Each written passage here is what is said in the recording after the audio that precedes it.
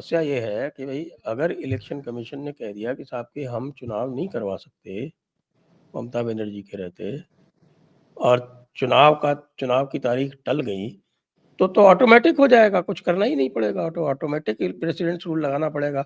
उसके बाद फिर रोल्स रिवाइज होंगे और उसके बाद फिर चुनाव होगा, उतने दिन तक राष्ट्रपति शासन रहेगा।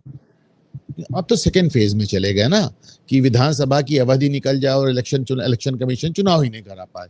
लेकिन जो प्रकृति है मोदी और शाह की, उससे तो यही ज्यादा मुझे हाँ नहीं, feasible लग रहा एकदम है। ठीक बात है, वो इसी तरह लंबी रोप देते हैं। मैं आपसे दूसरा सवाल पूछ रहा हूँ, मैं आपसे ये पूछ रहा हूँ, क्या चुनाव आयोग के लिए ये संभव भी है कि पूरे देश में कराए और एक राज्य छोड़ दे? नहीं, इट्स नॉट पॉसिबल, बिल्कुल संभव नहीं है। और उस पर जो लड़ाई होगी तो उसमें तो फिर हिस्ट्री तो इतिहास तो यही कहता है कि सुप्रीम कोर्ट भी इलेक्शन कमीशन के साथ ही खड़ा होता है। ईवीएम पर लगातार खड़ा रहा, छोटे मोटे कंसेशन दे दिए कि भाई अच्छा ऐसा कर लो, थोड़ा बहुत ऐसा कर लो, थोड़ा बहुत, लेकिन साफ कह दिया कि there is no question of going back to the paper ballot. Paper ballot के तो किस्से सुने हुए हैं ना आपने, मैंने भी आपको बताए थे 1952 1957 में जो चुनाव होते थे, मैं तो कहता हूँ 100% रिग्ड थे, उसमें तो बैलेट पेपर मार्क ही नहीं होता था। किससे ही सुने, मैंने पेपर बैलेट देखा नहीं। लेकिन मेरी बात सुने, पेपर बैलेट का सबसे ज्यादा, मैं तो आपको इलेक्शन कमीशन की, मेरा बैचमेट है जो डिप्टी इलेक्शन कमिश्नर था, उसकी किताब लिखी है पूरी, और उस पर रिकॉर्ड से रेफरेंसेस दिया उसने भाई 1952 और 1957 में जो बैलेट पेपर्स होते थे उनके ऊपर सिर्फ एक ठप्पा लगा होता था और उनको लेके आप जाते थे और आपके कैंडिडेट के बॉक्स में डाल देते थे। उस पर कोई न तो सिंबल होता था और न उसके ऊपर कोई आपका दस्तखत या आपका वो लगता था, वो खाली आप पेपर डालना था, सारे आइडेंटिकल होते थे, जिसको चाहो जिधर डाल लो। बाद में वो किस्सा इसी आता है बात ना, का बार विरोध तो बार मैंने भी राजीव गांधी सुनाया ने था किया आपको ना। था। इसी बात का विरोध तो राजीव गांधी ने किया था 89 में। उन्होंने कहा था ईवीएम लाओ, ये चोरी हो रही है। तब तक तो सिंबल आ गया था ना, तो सिंबल और क्या बोलते हैं बंडल और मिक्सिंग, सारी चीजें उस समय हो रही थी। लेकिन जब मौलाना आजाद और बिशन चंद्र सेठ का मुकाबला हुआ था 1952 में, तब उस दिन प्रदीप सिंह भी कह रहे थे, उनको भी पता चल गया लगता कहीं से, तो वो जो बिशन चंद्र सेठ का मुकाबला हुआ था, बिशन चंद्र सेठ जीत गए थे, जुलूस निकाल रहे थे। तब तक उन्होंने कहा कि पंत साहब से, गोविंद वल्लभ पंत से, कि अगर मौलाना आजाद हार गए तो तुम कल मुख्यमंत्री नहीं रहोगे। तब उन्होंने कहा कि भाई कुछ करो। और तो पंत साहब शंभूनाथ ने यही टंडन बात जी है, कलेक्टर से कही, उनकी किताब में लिखा हुआ है। पंत साहब ने यही बात कलेक्टर से कह दी। पंत ने यही कलेक्टर से कह दी। तो कह रहे हैं कि खुद ने नहीं करी, वो शंभूनाथ टंडन थे उनके कोई इंफॉर्मेशन एडवाइजर जो भी थे, उनसे कहलवाई कि साहब आप भी नहीं रहोगे, आईसीएस थे लेकिन वो आईसीएस नहीं रहोगे आप। तो उन्होंने वो कह दिया कि साहब रिकाउंट होगा, और रिकाउंट में उधर से उठाए उधर से डाल दिए, बाद में कुछ हो भी नहीं सकता।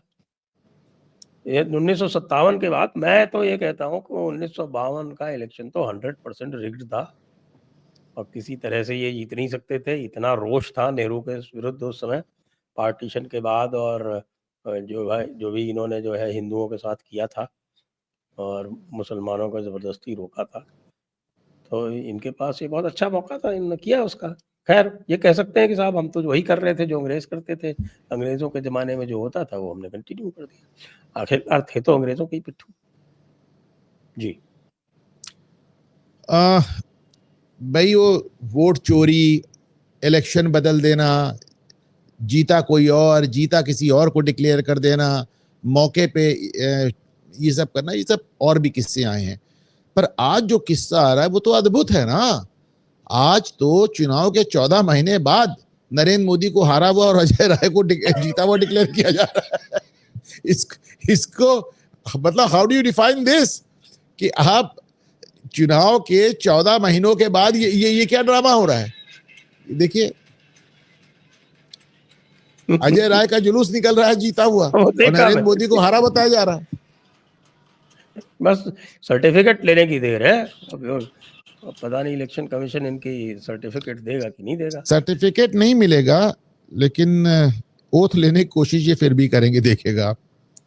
नहीं भाई, राहुल गांधी का अल्टीमेटली है क्या? वो तो बांग्लादेश टेम्पलेट लागू करना चाहते हैं ना भारत में, कि जिस तरह से बांग्लादेश में पूरे इलेक्शन को डीलेजिटिमाइज करके और उसके बाद ये घोषित कर दिया गया कि साहब कि ये सब फ्रॉड है, और उसके सहारे फिर डीप स्टेट, अमेरिकन CIA, इनका सबका सहारा लेके और हटा दिया गया हसीना को। तो यही इनकी कल्पना और इनके जो, जिसको कहते हैं इनकी जो आकांक्षा, उत्कट आकांक्षा यही है कि इसी प्रकार से हटा के हम आ जाए, और एक बार आ जाए तो फिर दोबारा फिर चुनाव नहीं होने दें। इंदिरा गांधी को ये बहुत गलत मानते हैं कि हमारी दादी ने एक ही काम गलत किया कि इमरजेंसी डिक्लेयर करने के बाद में चुनाव दोबारा करवा दिया। भाई देखिए, ऐसा तो है नहीं कि कोई लुकी छिपी बात है। अभी 2 दिन पहले मनोज झा ने कहा जो बांग्लादेश में हुआ वो यहाँ होगा। उसके बाद आपको याद होगा जब बांग्लादेश में ये हरकत हुई थी उसके तुरंत बाद सलमान खुर्शीद का बयान आया था। सलमान खुर्शीद कोई छोटे मोटे नेता तो है नहीं, कांग्रेस सरकार के विदेश मंत्री रहे हैं, सोनिया गांधी के बहुत खास रहे हैं, और बाटला हाउस कांड में सोनिया गांधी का जो दर्द बयान किया था वो सलमान खुर्शीद ने ही किया था कि साहब देखिए रोने लगी बुरी तरह, और उन्हीं की वीडियो का जिक्र कर रहे थे अमित शाह उस दिन संसद में। तो सलमान खुर्शीद ने बांग्लादेश में सत्ता पलट के तुरंत बाद कहा था कि ये बात अब उसमें भारत में होगी। तो उनका कोई लुका छिपा एजेंडा नहीं है, वो तो खुलेआम डंके की चोट पे कह रहे हैं।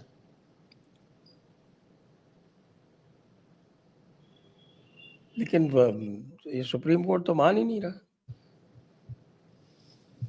एक बात और समझ लीजिए, ये बात मैं अपने चैनल पे 1000 बार कह चुका हूं, आज फिर कह रहा हूं कि लोगों को मानना पड़ेगा कि न्यायपालिका भी एक कोई होमोजीनियस एंटिटी नहीं है। न्यायपालिका में जैसा जज, जैसा मिजाज, जैसी विचारधारा वैसा फैसला है। देखिए आप, एक दिन में एक सुप्रीम कोर्ट की बेंच कहती है तीस्ता सीतलवाड़ के खिलाफ मुकदमा करो, और दूसरी बेंच रात को जमानत दे देती है उसी सुप्रीम कोर्ट में। ऐसा नहीं है कि अलग अलग टाइम फ्रेम की बात हो रही है कि फलाने जज ने तब कहा और ढिकाने जज ने 10 साल बाद फैसला बदल दिया, ऐसा नहीं है भाई, बिल्कुल नहीं। और दूसरी बात, सुप्रीम कोर्ट में भी बड़ी चर्निंग चल रही है। आप ये देखें, मैंने आज तक ये नहीं देखा जो इस बार हुआ है, और मुझे आश्चर्य है कि इस पे आपने अभी तक कोई बहस क्यों नहीं की। पहली बार ऐसा हो रहा है कि चीफ जस्टिस ऑफ इंडिया, एक chief justice of India Bharat सरकार को चिट्ठी लिख रहे हैं कि पिछले चीफ जस्टिस ऑफ इंडिया से बंगला छीन लो, अगर नहीं छोड़ रहे हैं तो छीन लो। नहीं किया मैंने, इसके ऊपर किया था किया आपने? मतलब जस्टिस गवई के कार्यकाल में सुप्रीम कोर्ट से चिट्ठी गई है भारत सरकार को कि चंद्रचूड़ साहब का टाइम ओवर हो गया, उनसे बंगला छीन लो, ले लो वापस। तो मतलब ये तो असंभव जैसी, मतलब अविश्वसनीय, अकल्पनीय। और सिर्फ इतना ही नहीं, अभी एक जज के रिटायरमेंट में जस्टिस गवाई साहब ने कमेंट भी कर दिया इस पे कि भाई जज साहब आप तो कमाल के आदमी, आपने तो रिटायर होते ही बंगला छोड़ दिया, मैं भी छोड़ दूंगा। सीधे सीधे चंद्रचूड़ पे कमेंट हो रहा है। तो there is a lot of churning going on. आप देखिए ना, संजीव खन्ना ने तो जो सीजे वाला बंगला है वो लिया भी नहीं, CJI लिया वाला भी नहीं था उन्होंने तो लिया भी नहीं था। उनका 6 महीने था, उनका क्या करेंगे। गवई साहब का भी 6 महीने है, तो इसलिए ये दोनों लोग जो है वो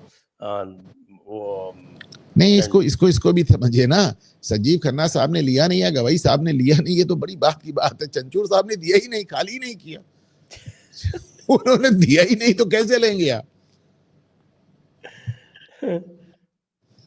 इन्होंने फोरगो कर दिया था। खैर कोई बात नहीं, और आगे वाले आएंगे, सूर्यकांत जी तो 1.25 साल हैं, तो वो तो लेंगे ना आगे आने वाले। लेकिन साहब एक और बात है सुप्रीम कोर्ट में,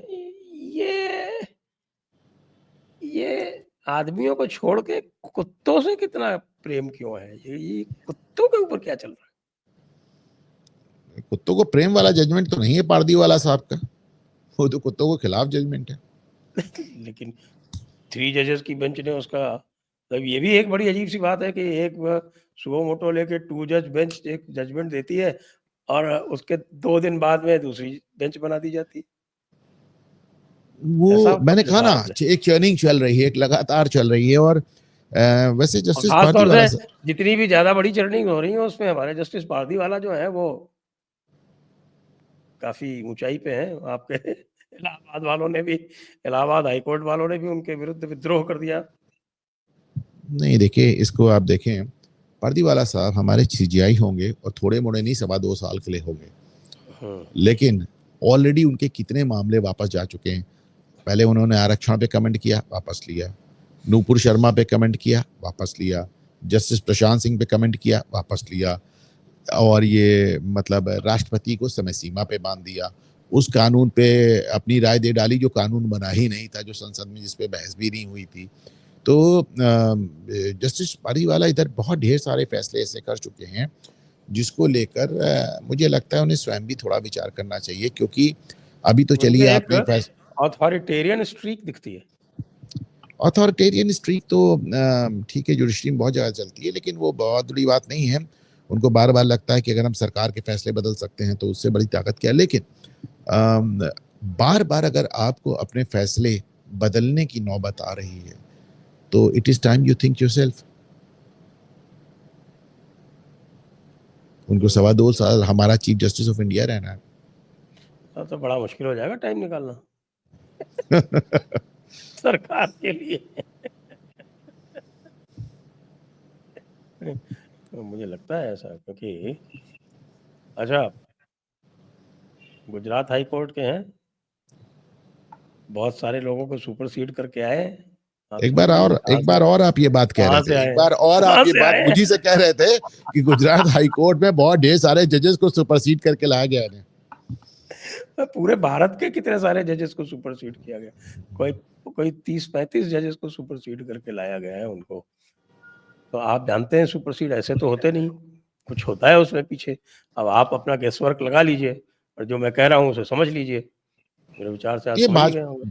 भाजपा सरकार में भी तो अच्छे ये इस तरह के पिक कैसे करते हैं हमारे भाजपा वाले। उनके ऊपर आक्षेप भी है कि भाई गुजरात सरकार से लगातार सीजीआई बनने जा रहे हैं, विक्रमनाथ बनने जा रहे हैं, पारदीवाला साहब बनने जा रहे हैं। अगली जो लाइन ऑफ सीजीआई है उसमें से कम 2 तो गुजरात के सीधे नजर आ रहे हैं।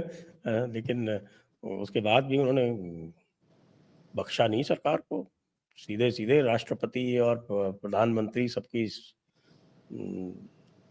शक्तियों पर अंकुश लगा दिया, हम नया कॉन्स्टिट्यूशन बना दिया। हकीकत ये है कि उस एक सिंगल ऑर्डर ने एक इतनी लंबी चेन ऑफ इवेंट्स शुरू कर दी, इतनी लंबी चेन ऑफ इवेंट शुरू कर दी कि वो आपको बाद में जगदीप धनखड़ और उनके सब बड़े लंबे स्तर तक चलता चला जा रहा है। अभी आप कल देखें कि डीएमके के एक नेता की पत्नी ने गवर्नर साहब से डिग्री लेने से मना कर दिया। आपने देखा होगा वो वीडियो। तो वो एक चेन ऑफ इवेंट्स इतनी जबरदस्त शुरू हो गई उस एक आदेश से, जिसमें उन्होंने, जिसके चलते डीएमके ने 10 कानून ऐसे बना डाले जिसपे गवर्नर का सिग्नेचर ही नहीं, और समय हो गया कानून खत्म, फिनिश। भाई उनके कहने से कहा ना उन्होंने गवर्नर के पास थोड़ी वापस भेजा, रिमांड नहीं किया, खुद ही निर्णय दे दिया। डीम्ड सिग्नेचर, हमने कह दिया डीम्ड सिग्नेचर नहीं, वो जिसको कहते हैं ना कि साहब नवाचार। देखिए हमारे सीजीआई साहब ने एक बड़ी अच्छी बात कही है, जस्टिस गवाई साहब ने। जस्टिस गवाई के तमाम जजमेंट से मैं बहुत ज़्यादा सहमत नहीं हूँ, लेकिन एक बात जो मुझे उनकी बेहतर लगी, उन्होंने शुरुआत में कही और ये चीफ जस्टिस बनते ही कही।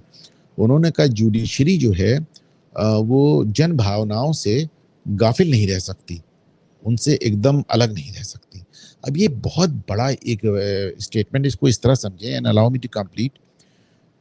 Whenever you speak to judges, आज नहीं, मैं बहुत ज़माने से देख रहा हूँ, जब भी आप हाई कोर्ट या सुप्रीम कोर्ट के जजों से बात करें तो कहते हैं जन भावना से हमारा कुछ लेना देना नहीं है, हम सिर्फ संविधान के दायरे में रहकर काम करेंगे, वो किसी को पसंद आए तो, ना पसंद आए तो। जस्टिस गवाई ने पहली बार ये बात कही कि जुडिशरी जन भावनाओं से एकदम अब गाफिल का एक मैं क्या हिंदी वर्ड बताऊं, मतलब अछूती नहीं रह सकती, अछूती नहीं रह सकती। तो ये बड़ी बात है। अगर जुडिशरी के दिमाग में ये बात आ रही है, और इसके आप मैं सारा क्रेडिट सिर्फ और सिर्फ एक बात को देता हूं कि साहब पूरा राजनीतिक परिदृश्य, राजनीति के सारे नियम, सारे कानून, समाज के सारे नियम, सारे कानून सिर्फ और सिर्फ सोशल मीडिया ने बदल दिए।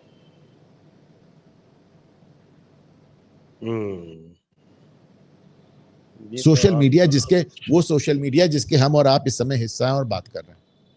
हाँ बिल्कुल बात कर रहे हैं।